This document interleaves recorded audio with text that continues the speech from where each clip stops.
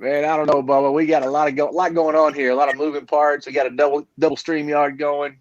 I got a guy jumping in on that one side. I hope everybody's doing good tonight. We have a little bit of technical difficulty getting our links crossed, but we are finally together here, guys, on Wednesday evening. Happy Wednesday to everybody that's hanging out with us tonight. And I'm in Dallas, Texas, and we're preparing, planning, thinking, just preparing for what we've got coming up in October. But we've had a huge couple of weeks, Edwin, with Shuffle and with Edge, a lot of traveling again, man. And I truly am grateful for everything that we've been able to accomplish here. So I just want to turn that over to you, Tay, man. We had a good time in Knoxville, and I know you've been on the road speaking for, seems like the old times again, hasn't it? Yeah, Michael, really, man. So awesome.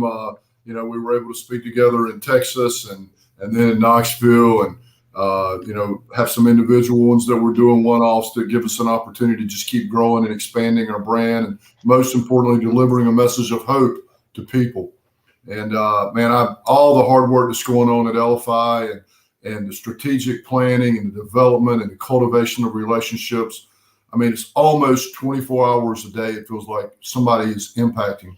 I thought about it. We talk about this often, Michael, 86,400 seconds in every day, right? And you created this wonderful tool for our audience. Just as a reminder, it's the win list. What's important now? And here's the thing. Michael says it really brilliantly about outworking, right? If he outworks you, ultimately he's gonna win. And for our audience tonight, think about this. We all have the same amount of time, but what are we doing with that time? What are we investing in? And tonight our theme, Michael, I know, is take action, right? We want to take action. Don't feel like you got to do it on your own. Take action. That's why we had this community to pour in. I got a couple of things. I did a little quick research before I jumped on. So I want to share a couple of things, some of the smile, and kind of let that be the catalyst. And you just follow along with this, as I know you always will. So wonderful Chinese proverb says this: those who say it cannot be should not interrupt the person doing it. Those who say it cannot be should interrupt the person doing it, right? It's about taking action. Eleanor Roosevelt said, you must do the thing you cannot do. You must do the thing you cannot do. And hey, here's a person that we've all heard, and I'll toss it back to you with this, Michael. We all grew up with this name. What an innovator, what a dreamer, what a believer. Walt Disney said, it's kind of fun to do the impossible. It's kind of fun to do the impossible. And man, with all those things in line, it gets me thinking about what we're going to be doing together in Dallas, Texas, October 1st and 2nd, man, with the LFI community and people all around the world. Yeah, we've already got people all around the world that are signed up coming. We've had some great conversations today. We've added 2 new speakers to our lineup. We'll be talking about those and letting people know who that is coming up. It's funny you say that, Edwin, about when you talk about it's fun to do the impossible. I have that Walt Disney quote on the Mickey Mouse here in my house, so I got to show you that too, man. It is fun to do the impossible, and it's also really cool to me. It's really been not fun is the right word, but when so many people tell you can't do something over and over again, and then you wind up doing it, just hide and watch kind of a deal. That right there is pretty satisfying to me. And I always say, if I work 80 hours and you work 40, I'm eventually going to catch you. So I will learn, I will fail forward. And that's what that means. But being able to do it, and you said it, 86,400 seconds in a day. How would you like to be better managers of our time? Well, you don't manage time, right? That's what I love when you talk about that. It's about energy management. And if I work 80 hours, I need to work intentional hours. I need to define the path, work towards it, and then take a step back and keep iterating until I'm moving forward. And the path is like this. A lot of times, for sure, it's not always up. Sometimes it's down, but it is forward. And forward is forward no matter how slow the pace is. And talk a little bit about that too, that energy, sharing that energy that you have. Hey man, and it's so important is that's exactly right. And we've got to be able to remember it is about energy management and how we're able to go ahead and expand out. And we have to push through things such as fear, right? Fear of failure, fear of rejection, fear of, hey, am I going to be good enough? What if I don't? All these things come in line. And I want to give the audience 6 things tonight that I think are really things in regards for doing the impossible. Like, what if it were possible? Michael's so good at saying that. What if it were possible? And you know, as Michael and I are sharing the stage together, I frequently reference a quote, and I'll paraphrase again tonight, from Oliver Wendell Holmes. And Oliver Wendell Holmes said in his infinite wisdom, the great tragedy of life isn't the loss of life, while tragic. It's that so many of us go to our grave with our best music still inside us, yet unplayed. And Michael and I worked so well together on the stage. I will make that quote, and then Michael comes up and reinforces that. And you can just see people sort of gulp, right? It upsets their status quo. 6 things that you can start doing right now that can help you achieve more. Take action. Start by doing what's necessary. Start by doing what's necessary. So I hope our audience is taking some notes on that. Then do what's possible. And suddenly you're doing the impossible. Start with doing what's necessary. You know, Michael and I both say this, go as far as you can see. And when you get there, you can see further. That's kind of what that's saying there, right? In different words. Number 2, I am always doing which I cannot do in order that I may learn how to do it. I know somebody that's got a pretty cool title with a book that kind of reminds me of that, Michael. You know that guy? He might be wearing a Life by Design shirt. It's only hard to what? It's only hard till you learn it, baby.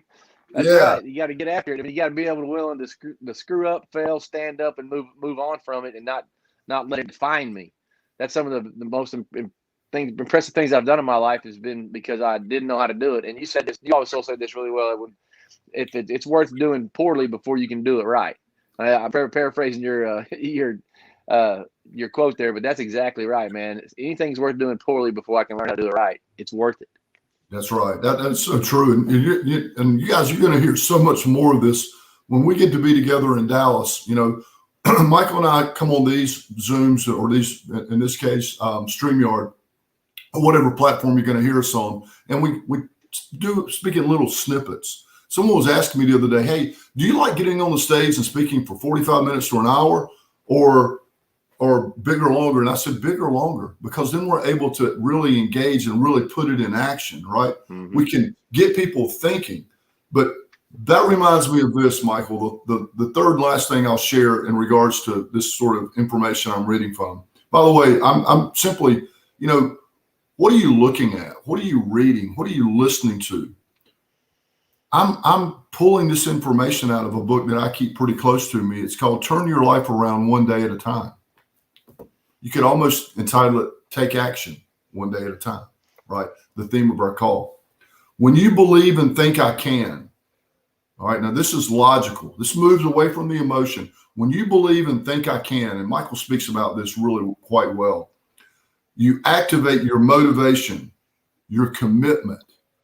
Your confidence grows from that. As you're activating those things, your concentration, in other words, your ability to stay focused longer, see through it, keep moving, increases. And then your excitement, all which relate directly to your achievement.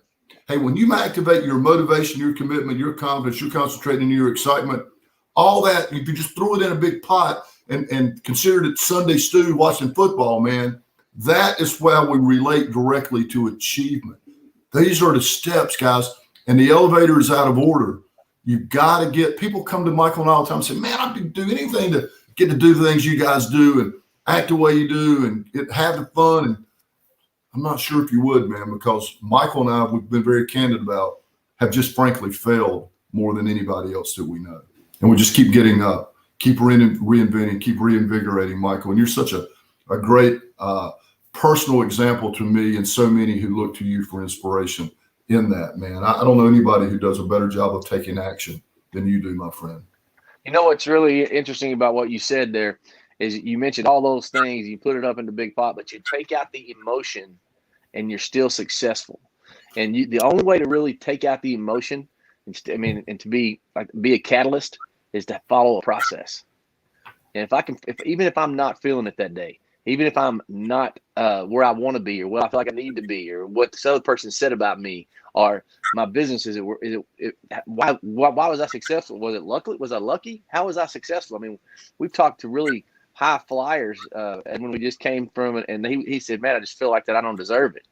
I mean, but if you take that out and you put this process, if you lean into the process, which is what we talk about a lot, there's a process for all those things, you're still going to be successful, because even though you're not feeling it that day, or you don't feel like you're making the impact you need to make on people, if you follow the process, at the end of the day, when you look back, you're further along.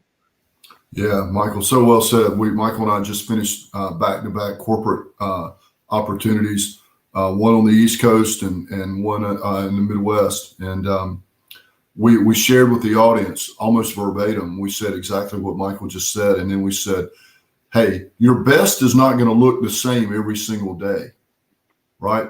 But that still that still requires you to give your best that day. Physiologically, psychologically, situationally, emotionally, all of these things come into play. And there's no way, but you have to have that standard of, hey, today I'm going to put forth my best effort. And when you get to do that, here's the thing. You don't leave any regrets on the field. Michael, I know I've shared this with you, but we both had the great fortune of playing college football. And I know Michael's coaches said the same thing as my coaches. And that is, don't leave all the regrets on the field. Leave it all on the field, right? And then lastly, with the football analogy, fans watch the game, and then football's around the corner. Michael, I'm pumped up about it, aren't you? You bet, brother. Absolutely, man. But speak to this, Michael, the difference between the fan that sees the game and the emotion of the game, and they get caught up, and maybe it's a close game and they say, oh, the official cost us the game or whatever, or it's a big blowout and they say, they crushed us, we suck. Rarely do you see the coaches and the guys playing the game inside the locker room say that, because they watch the film. And they know sometimes when there's a big blowout on the scoreboard, the fans think, wow, it was a blowout. But the coaches know we were just a couple blocks, a couple angles from actually winning that game and certainly being much more competitive. It's the little details, right? And sometimes you win or lose that close game and you blame the official or the cheerleaders or the weather or whatever it is, right? And the reality is, man, when you look at the film, that other team beat the pure snot out of you all game. You're lucky you didn't get beat by 50, right? So it's the little details, Michael. Why do you think the little details have meant so much to you professionally in your achievement? And also, you run your family, I know, like you run your businesses. Talk about that for the audience a little bit. Those little details, man, that make such a big difference. Oh, it does. And it really comes down to, you said it earlier, a standard. Now, I'm going to have my family's going to live up to the standard. And how do we get to that standard?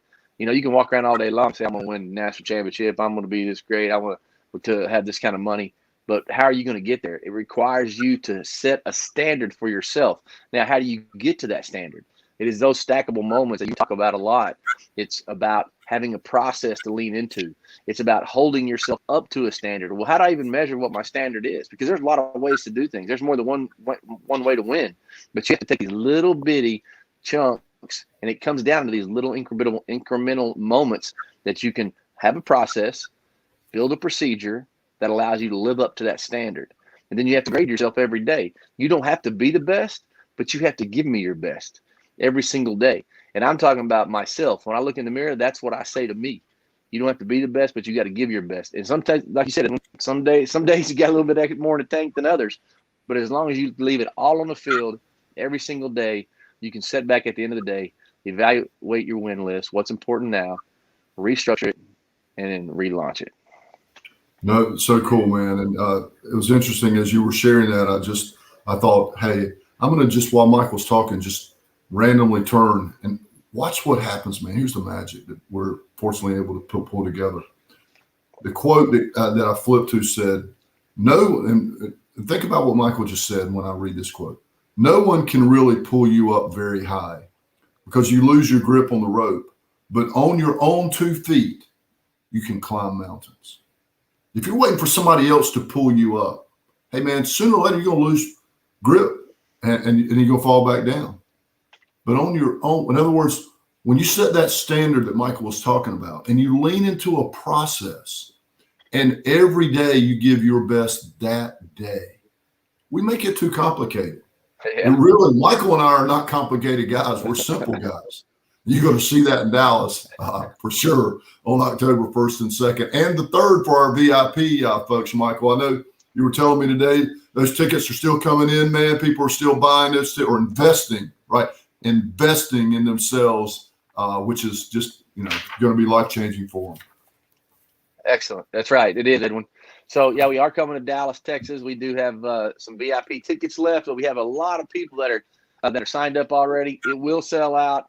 We got the awesome Hilton Embassy Suites that had $22 million poured into just recently. So it's brand new, beautiful. And we're going to go to the State Fair, Texas. You guys get to hang out with me, Edwin, meet our families. It's going to be a lot of fun. And it really comes down to you investing into yourself to be able to level up. And leveling up means raising the standard of the way I live, the way I expect myself, and to live a life of, life by design. It's what it really comes down to, is to live a life by design.